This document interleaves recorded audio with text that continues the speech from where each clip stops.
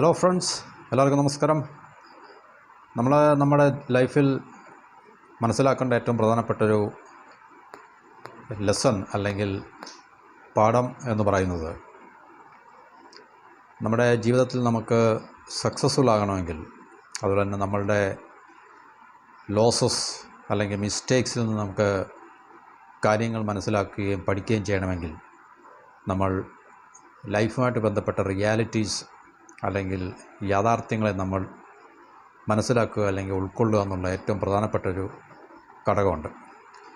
ഇപ്പോൾ ലൈഫുമായിട്ട് ബന്ധപ്പെട്ട യാഥാർത്ഥ്യങ്ങൾ എന്ന് പറയുമ്പോൾ പ്രത്യേകിച്ച് യാഥാർത്ഥ്യമല്ലാത്തതൊന്നും തന്നെ ലൈഫിലില്ല. ലൈഫ് ഈസ് റിയൽ എന്നാണ് പറയുന്നത്. ജീവിതത്തിൽ എന്തെങ്കിലും സംഭവിച്ചു കഴിഞ്ഞാലും അതെല്ലാം യാഥാർത്ഥ്യത്തിൻ്റെ തലത്തിൽ മാത്രമേ സംഭവിക്കത്തുള്ളൂ. ആ യാഥാർത്ഥ്യമായിട്ട് അൺറിയാലിസ്റ്റിക്കായിട്ടൊന്നും തന്നെ സംഭവിക്കുന്നില്ല. എന്നുവെച്ചാൽ ലൈഫ് ഒരു ഇല്യൂഷനല്ല. എന്നുവെച്ചാൽ നമ്മളുടെ ആയാലും ആരുടെ ആയാലും നമുക്ക് കാണുവാനും കേൾക്കുവാനും എക്സ്പീരിയൻസ് ചെയ്യാനും കഴിയുന്ന എൻ്റയർ ലൈഫ് നമ്മളുടെയും മറ്റുള്ളവരുടെ എല്ലാം തന്നെ അതെല്ലാം റിയാലിസ്റ്റിക്കാണ്, അത് യാഥാർത്ഥ്യങ്ങളാണ്. അപ്പം നമ്മൾ പൊതുവേ മനുഷ്യർക്കുള്ള ടെൻഡൻസി എന്ന് പറയുമ്പോൾ അത് നമ്മൾ നിരസിക്കുക അല്ലെങ്കിൽ നമ്മളതിനെ നെഗ്ലക്റ്റ് ചെയ്യുക, ഇഗ്നോർ ചെയ്യുക എന്നൊക്കെയുള്ളതാണ്.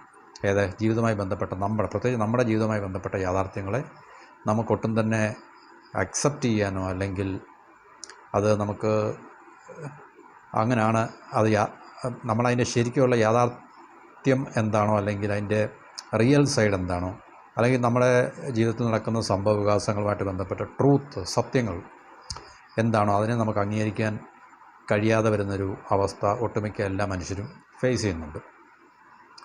അപ്പോൾ അതൊന്നുകിൽ നമ്മളുടെ ഇഗ്നറൻസ് കൊണ്ടായിരിക്കാം, അല്ലെങ്കിൽ നമ്മളുടെ അൺവില്ലിങ്നെസ് ഉണ്ടായിരിക്കാം. ഈ രണ്ട് ഘടകങ്ങളായിരിക്കും എപ്പോഴും നമ്മളെ നയിക്കുന്ന ഈ രണ്ട് ഫാക്ടേഴ്സ്. അല്ലെങ്കിൽ നമ്മളെ എല്ലാ മനുഷ്യരെയും ഒന്നുകിൽ നമ്മളുടെ ഇഗ്നറൻസ് അല്ലെങ്കിൽ ഹാഫ് ബേക്ക്ഡ് നോളജ് എന്നൊക്കെ പറയും, പാതി വെന്ത അറിവുകൾ അല്ലെങ്കിൽ അപര്യാപ്തമായിട്ടുള്ള അറിവുകൾ, അത് തന്നെ ആയിരിക്കും ഇഗ്നറൻസ് എന്ന് പറഞ്ഞില്ല. എന്നുവെച്ചാൽ പ്രത്യേക ഒരു സാഹചര്യമായിട്ട് നമ്മൾ ബന്ധപ്പെടുത്തി പറയുമ്പോൾ ആണ് എല്ലാവരും ടോട്ടലി ഇഗ്നറൻ്റ് ആണെന്ന് ചോദിച്ചു കഴിഞ്ഞാൽ, അല്ലെങ്കിൽ നമ്മൾ ചില വ്യക്തികളെ ഇഗ്നറൻ്റ് എന്ന് വിളിക്കും, പക്ഷേ ആ വ്യക്തി എല്ലാ കാര്യത്തിലും ഇഗ്നറൻ്റ് ആണെന്ന് ചോദിച്ചു കഴിഞ്ഞാൽ ഒരിക്കലും അങ്ങനെ ആയിരിക്കത്തില്ല. പക്ഷേ നമ്മൾ ചില പ്രത്യേക സ്പെസിഫിക് ആയിട്ടുള്ള ഇൻസിഡൻറ്റ് അല്ലെങ്കിൽ ഈവൻറ്റ് ഇതുമായിട്ട് ബന്ധപ്പെടുത്തി നമ്മൾ പറയുമ്പോൾ ചില വ്യക്തികൾ ആ പ്രത്യേക സാഹചര്യങ്ങൾ മനസ്സിലാക്കാനോ അല്ലെങ്കിൽ അതുമായിട്ട് പൊരുത്തപ്പെടാനൊക്കെയുള്ള നോളജ് ഉണ്ടായിരിക്കത്തില്ല, അല്ലെങ്കിൽ എക്സ്പെർട്ടൈസ് ഒന്നും കാണത്തില്ല, അതിനുവേണ്ടിയുള്ള റിസോഴ്സ്ഫുൾനെസ് കാണത്തില്ലായിരിക്കും. അപ്പോൾ അങ്ങനെയുള്ളപ്പോൾ നമ്മൾ ആ വ്യക്തിയെ ഇഗ്നറൻ്റ് എന്ന് പറയും. മറ്റു പല അവസരങ്ങളിൽ ഒരു പക്ഷേ ആ വ്യക്തി ചിലപ്പോൾ ഈസിയായിട്ട് ഹാൻഡിൽ ചെയ്യുന്നതായിട്ട് നമുക്ക് കാണാൻ സാധിക്കും. അപ്പോൾ എല്ലാവർക്കും എല്ലാ മൊമെൻറ്റിനെയും അല്ലെങ്കിൽ എല്ലാ കണ്ടീഷൻസിനെയും ഒരുപോലെ മാനേജ് ചെയ്യാനും ഹാൻഡിൽ ചെയ്യാനും പറ്റിയെന്ന് വരണമെന്ന് നിർബന്ധമില്ല. അപ്പോൾ എന്തു തന്നെയായാലും ശരി, നമ്മുടെ ലൈഫുമായിട്ട് ബന്ധപ്പെട്ട റിയാലിറ്റിയെ നമ്മൾ അക്സെപ്റ്റ് ചെയ്യുക എന്നുള്ളതാണ് നമുക്ക് സക്സസ്ഫുൾ ആകാനും അതുപോലെ തന്നെ നമുക്ക് നമ്മുടെ ഫെയിലുവറിൽ നിന്നും നമ്മുടെ നഷ്ടങ്ങളിൽ നിന്നൊക്കെ നമുക്ക് ലെസൺസ് ലേൺ ചെയ്യാനുള്ള ഏറ്റവും പ്രധാനപ്പെട്ട മാർഗ്ഗം എന്ന് പറഞ്ഞാൽ.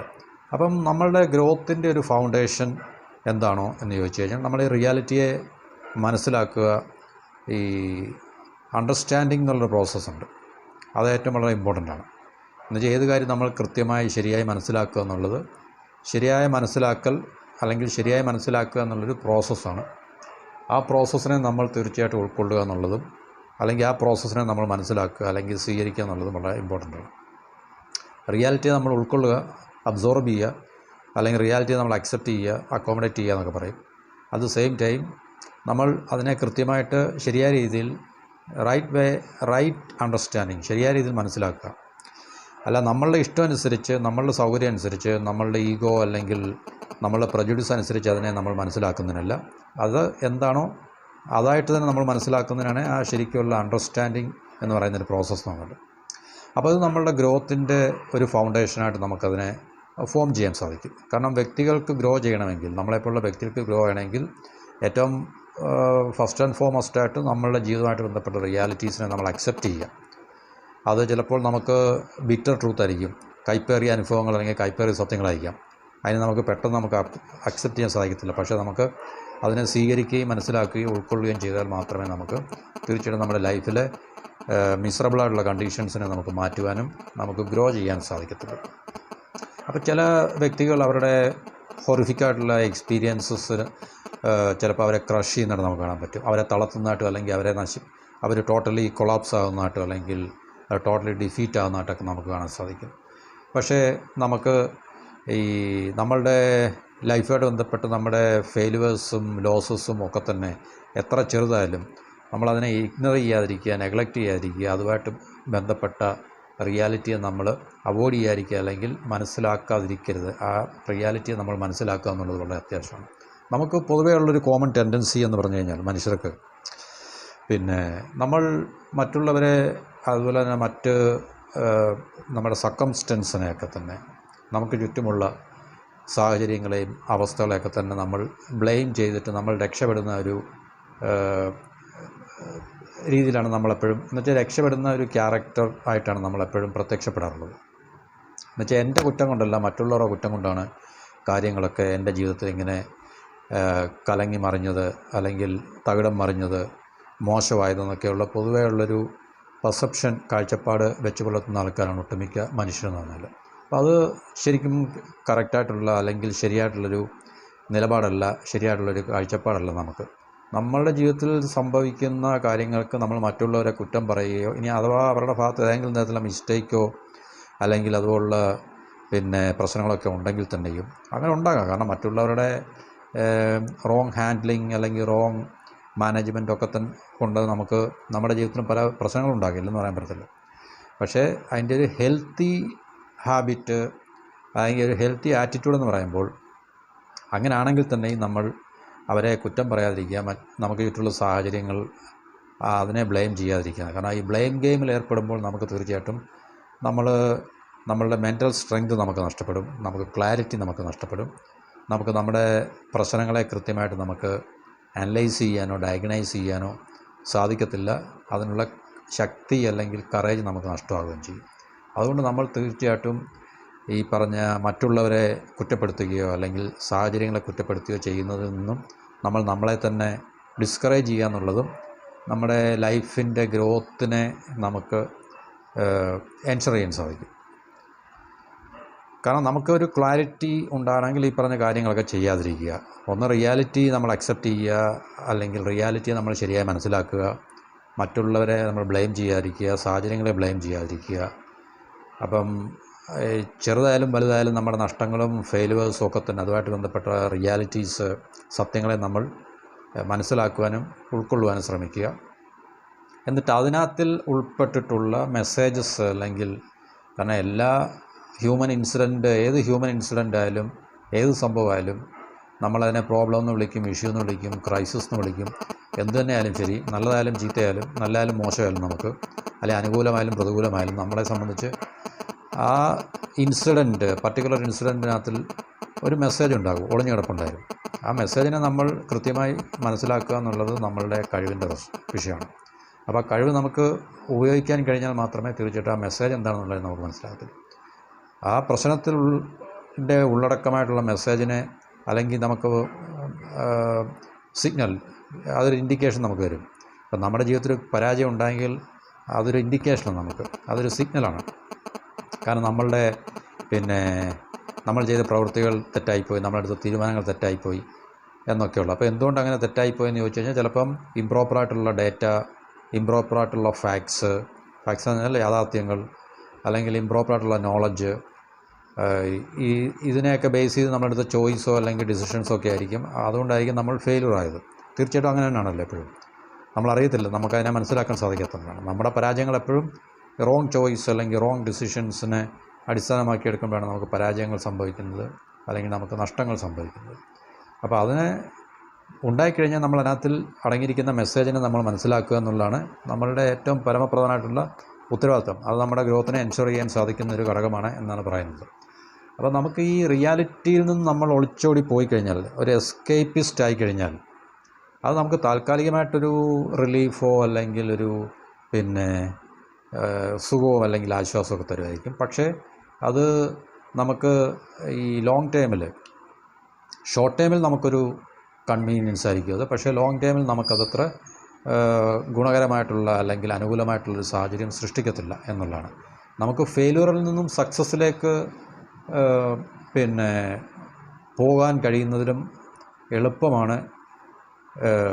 നമുക്ക് എക്സ്ക്യൂസിൽ നിന്നും സക്സസ്സിലേക്ക് പോകാൻ കഴിയുന്നതിൽ എളുപ്പമാണ് നമുക്ക് ഫെയിലുവറിൽ നിന്നും സക്സസ്സിലേക്ക് പോകാൻ സാധിക്കുന്നത്. എന്ന് പറഞ്ഞാൽ നമ്മളുടെ എക്സ്ക്യൂസസ് ആണ് എപ്പോഴും നമ്മുടെ വില്ലനായിട്ട് അവതരിക്കുന്നത്. എപ്പോഴും നമ്മളുടെ എക്സ്ക്യൂസസ്, നമ്മുടെ കംപ്ലയിൻറ്റ്സ്, നമ്മൾ പരാതി പറയുന്നു, അതുപോലെ നമ്മുടെ എക്സ്ക്യൂസസ്, ഇതൊക്കെയാണ് നമ്മളെപ്പോഴും നമ്മുടെ മുമ്പിൽ നമ്മളാൽ ഉണ്ടാക്കപ്പെടുന്ന ഒരു വില്ലനായിട്ട്, അല്ലെങ്കിൽ ഒരു എന്താണ് പറയുന്നത്, നമുക്ക് സക്സസ്ഫുൾ ആകാൻ കഴിയാത്തതിൽ നിന്നും നമ്മളെ തടസ്സപ്പെടുത്തുന്ന ഘടകങ്ങൾ ഇതൊക്കെയായി. അപ്പോൾ അതുകൊണ്ട് നമുക്ക് എക്സ്ക്യൂസസിൽ നിന്ന് നമ്മളെ ഒഴിവാക്കുക, എക്സ്ക്യൂസസിന് മുകളിൽ നമ്മളെ വളർത്തിയെടുക്കുക, കംപ്ലയിൻസിന് മുകളിൽ നമ്മളെ വളർത്തിയെടുക്കുക. Outgrow our excuses, outgrow our complaints about others, അല്ലെങ്കിൽ blaming others and blaming circumstances. മറ്റുള്ളവരെയും നമ്മുടെ സാഹചര്യങ്ങളെയൊക്കെ ബ്ലെയിം ചെയ്യുന്ന ഒരു പരിപാടി നമ്മൾ നിർത്തിക്കഴിഞ്ഞാൽ തീർച്ചയായിട്ടും നമുക്ക് ബെറ്റർ ക്ലാരിറ്റി നമുക്ക് കിട്ടും. നമുക്ക് നമ്മുടെ ജീവിതവുമായി ബന്ധപ്പെട്ട ഇഷ്യൂസ് അല്ലെങ്കിൽ പ്രോബ്ലംസിനെ നമുക്ക് കൃത്യമായിട്ട് നമുക്ക് അനലൈസ് ചെയ്യാനും ഡയഗ്നൈസ് ചെയ്യാനും സാധിക്കും. അപ്പോൾ നമുക്ക് സൊല്യൂഷൻ നമുക്ക് വേഗം, അല്ലെങ്കിൽ സൊല്യൂഷനിലേക്ക് നമുക്ക് തീർച്ചയായിട്ടും എത്തിച്ചേരാനുള്ളൊരു ഫെസിലിറ്റേഷൻ, അല്ലെങ്കിൽ അത് സാധ്യമാക്കിയെടുക്കും. ഈ മനുഷ്യർക്ക് പറ്റുന്ന കുഴപ്പം തന്നെ, അവർക്ക് ക്ലാരിറ്റി ഇല്ല, അവർക്ക് ഡയറക്ഷൻ നഷ്ടപ്പെടുക, എങ്ങോട്ട് മൂവ് ചെയ്യണം, എങ്ങോട്ടാണ് പോകേണ്ടത്, സ്റ്റക്കാണ് എല്ലാവരും അവർ. ആ സ്റ്റക്കാകുന്നതിൻ്റെ കാരണം ക്ലാരിറ്റി ഇല്ലാത്തതുകൊണ്ടാണ്. ക്ലാരിറ്റി ഇല്ലാത്തതിൻ്റെ കാരണം നമ്മൾ ഈ ബ്ലെയിമിങ് ഗെയിമിലും, അതുപോലെ തന്നെ കംപ്ലയിൻറ്റ്സ്, സ്ഥിരം കംപ്ലയിൻറ്റ് പറയുക, മറ്റുള്ളവരെ കുറ്റപ്പെടുത്തുക, സാഹചര്യങ്ങളെ കുറ്റപ്പെടുത്തുക. അപ്പോൾ അത് ചെയ്യുമ്പോൾ നമുക്ക് റിയാലിറ്റി ആയിട്ടുള്ള ടച്ച് നഷ്ടപ്പെടും, നമ്മൾ ഡിറ്റാച്ച്ഡ് ആവും. അപ്പോൾ തീർച്ചയായിട്ടും നമ്മുടെ പ്രശ്നം എന്താണെന്ന് കൃത്യമായിട്ട് നമുക്ക് മനസ്സിലാക്കാൻ സാധിക്കത്തില്ല. അപ്പോൾ അത് നമുക്ക് സൊല്യൂഷൻ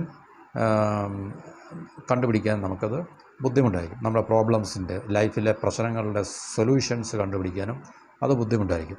അപ്പോൾ അതുകൊണ്ട് നമുക്ക് തീർച്ചയായിട്ടും റിയാലിറ്റിയുമായിട്ടുള്ള ടച്ച്, അല്ലെങ്കിൽ റിയാലിറ്റിയുമായിട്ടുള്ള ഒരു ബന്ധം നമുക്ക് നഷ്ടപ്പെടാതെ നമ്മൾ സൂക്ഷിക്കുക എന്നുള്ളതാണ്. അങ്ങനെ നഷ്ടപ്പെട്ടു കഴിഞ്ഞാൽ നമുക്ക് പെട്ടെന്ന് തന്നെ നമ്മുടെ മാർഗം, അല്ലെങ്കിൽ നമ്മുടെ ഡയറക്ഷൻ നമുക്ക് നഷ്ടമാകും.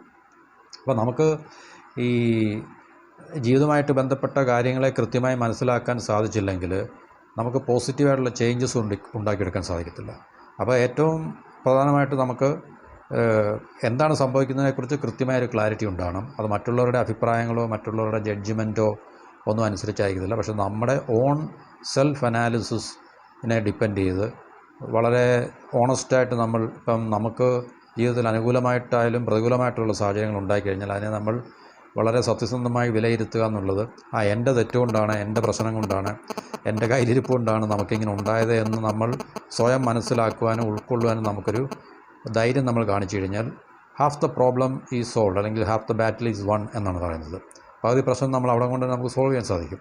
പിന്നെ നമുക്ക് അതിന് തീർച്ചയായിട്ടും ഒരു ക്ലാരിറ്റി കിട്ടിക്കഴിഞ്ഞാൽ എന്തുകൊണ്ട് ഇങ്ങനെ സംഭവിച്ചു എൻ്റെ ലൈഫിൽ, ഞാൻ എടുത്ത തെറ്റായ തീരുമാനം കൊണ്ടോ ഞാൻ എടുത്ത തെറ്റായ ചോയ്സ് കൊണ്ടോ ഒക്കെ തന്നെ ആയിരിക്കാം ഇത് സംഭവിച്ചത് എന്നുള്ള ഒരു അവസ്ഥയിലേക്ക് നമുക്ക് എത്തിച്ചേരാൻ സാധിക്കും. അവിടെ തീർച്ചയായിട്ടും നമ്മൾ ഈ റിയാലിറ്റിയുമായിട്ടുള്ള ടച്ച് നഷ്ടപ്പെടാതിരിക്കുക, നമ്മൾ മറ്റുള്ളവരെ ബ്ലെയിം ചെയ്ത് രക്ഷപ്പെടാതിരിക്കുക, കംപ്ലയിൻറ്റ് ചെയ്ത് നമ്മൾ തീർച്ചയായിട്ടും നമ്മുടെ ക്ലാരിറ്റി നഷ്ടപ്പെടുത്താതിരിക്കുക. അപ്പോൾ അങ്ങനെയൊക്കെ ഉള്ളപ്പോൾ തീർച്ചയായിട്ടും നമുക്ക് നമ്മുടെ ലൈഫിലെ ഈ പ്രോബ്ലംസ്, ഇഷ്യൂസ്, അല്ലെങ്കിൽ ക്രൈസിസ്, എന്താ പറയുന്നത്, പ്രതിസന്ധികളൊക്കെ നമുക്ക് വളരെ ഒരു ഹെൽത്തി ബേസിസിൽ നമുക്ക് ഓവർകം ചെയ്യാൻ സാധിക്കുമെന്നുള്ളതാണ് പൊതുവെ നമുക്ക് മനുഷ്യരുടെ എക്സ്പീരിയൻസസിൽ നമുക്ക് മനസ്സിലാക്കാൻ സാധിക്കുന്നത്.